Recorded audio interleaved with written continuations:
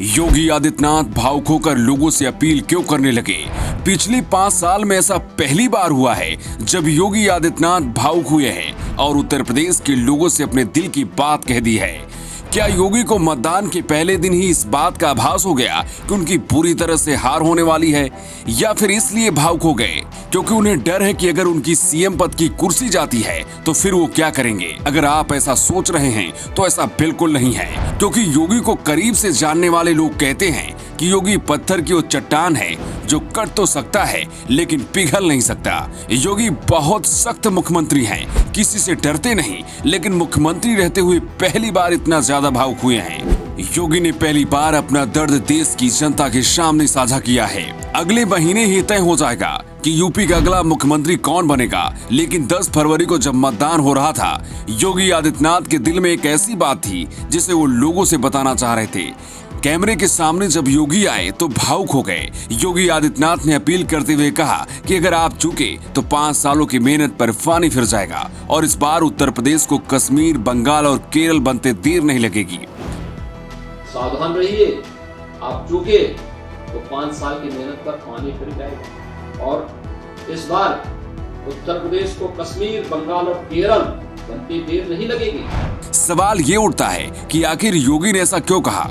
अगर दूसरी बार योगी मुख्यमंत्री नहीं बनते तो क्या सच में यूपी में बंगाल, केरल और कश्मीर जैसे हालात हो जाएंगे? चुनाव से पहले योगी ने 300 से ज्यादा सीटें जीतने का दावा किया था, लेकिन चुनाव के पहले फेज में ही योगी का डर किस तरफ इशारा करता है? योगी ने बंगाल, कश्मीर और केरल से यूपी का नाम क्यों जोड़ा, इसे आपको समझने की जरूरत है, क्योंकि इन तीनों ही राज्यों में हिंदुओं को लेकर कहानी थोड़ी अलग है। योगी का इशारा था कि अगर वो दूसरी बार मुख्यमंत्री नहीं बनते तो यूपी का हिंदू खतरे में होगा। यूपी में योगी के जाने के बाद क्या होगा, इसे भी समझिए। जो माफिया और अपराधी जेल में हैं, वो फिर से बाहर आने की कोशिश करेंगे। जिन माफियाओं का साम्राज्य खत्म हो चुका है, वो फिर से अपना माफिया साम्राज्य शुरू करेंगे।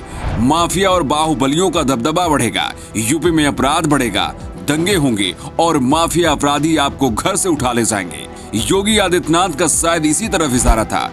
इसका संकेत इस बात से भी मिलता है कि अखिलेश यादव के साथ गठबंधन कर चुके ओम प्रकाश राजभर तो खुले मन से कह चुके हैं कि वो माफिया मुख्तार अंसारी के साथ हैं। यानी अगर सरकार बदलती है तो मुख्तार अंसारी, अतीक अहमद जैसे माफिया फिर से वापस लौट सकते हैं। अखिलेश यादव भी रामपुर में जाकर ये ऐलान कर चुके हैं कि आजम खान को फंसाया गया है। ऐसे में आजम खान भी सरकार बदलने के साथ ही बाहर आ सकते हैं। अगर योगी आदित्यनाथ की बातों को समझने की कोशिश करे तो उनका इशारा शायद इसी तरफ था। 2017 के चुनाव में पश्चिमी यूपी में बीजेपी को कुल 58 सीटों में से 53 सीटों पर जीत मिली थी, लेकिन इस बार के समीकरण को ध्यान में रखते हुए ऐसा दांव चला गया है कि बीजेपी यहां सिर्फ 35 से 40 सीटें ही जीत पाएगी। क्या इसी बात से परेशान थे योगी आदित्यनाथ? योगी के इस वीडियो को देखकर कई सवालों के जवाब मिल जाते हैं, लेकिन कुछ ऐसे सवाल भी हैं जो योगी लोगों के लिए छोड़कर चले जाते हैं। वैसे आपको क्या लगता है, क्या योगी को सच में लोगों को फिक्र है या फिर वजह कुछ और है? अपनी राय कमेंट बॉक्स पर जरूर दीजिएगा। Bureau report, new times.